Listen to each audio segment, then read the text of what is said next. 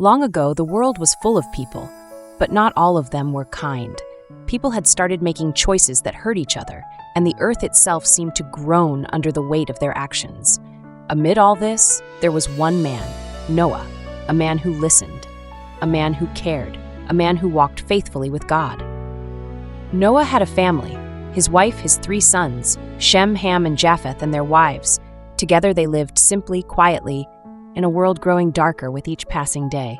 While others turned away, Noah kept his heart open. He looked at the stars, the rivers, the trees, and whispered prayers of gratitude and sometimes of worry.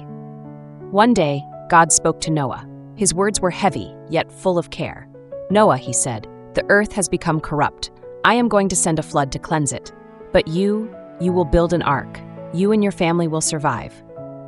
Noah didn't argue. He didn't hesitate. He simply listened, trusted, and obeyed, and he began to build. Not a small boat, but a massive ark, large enough to hold his family and 2 of every living creature. Every plank, every nail, God had told him exactly how it should be done. Neighbors probably laughed. Imagine a giant ship rising from the earth in a place with no water in sight. But Noah didn't falter.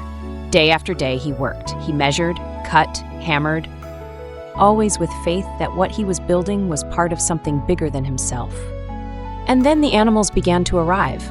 Lions and lambs, eagles and doves, elephants, frogs, even tiny ants, each in 2s, just as God had said.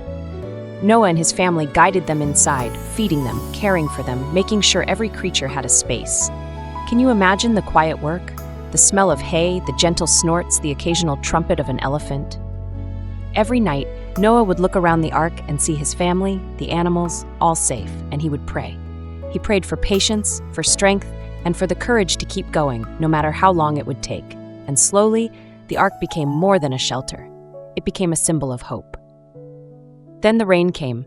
First, soft, almost gentle, but soon it fell harder. 40 days, 40 nights, water covered the valleys, the forests, the mountains. The world outside the ark was gone, transformed into a vast, endless sea. Inside, Noah's family held on to each other. They could hear the roar of water, the crack of distant thunder, yet they felt a quiet peace. God was with them, and Noah never stopped praying. He never stopped caring for every animal, every need, every life aboard. Every day, he reminded his sons that this storm, though fierce, was part of a plan bigger than themselves. For months, the ark floated on the water. The sky was often gray, the air damp and heavy. Days blurred into weeks and weeks into months.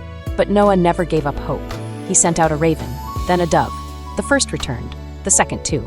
And finally, after a long wait, the dove returned with an olive leaf. A sign, the land was drying, life was returning.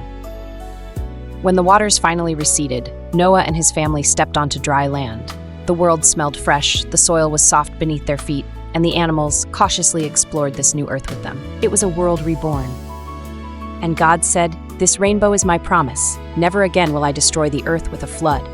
A symbol of hope, of grace, of new beginnings. Noah's story is not just about a giant boat or a great flood. It's about listening, trusting, and holding on to faith, even when the world seems impossible. It's about seeing a path forward when everyone else doubts. Even in the darkest storms, hope can guide us, and even the fiercest storms will eventually pass.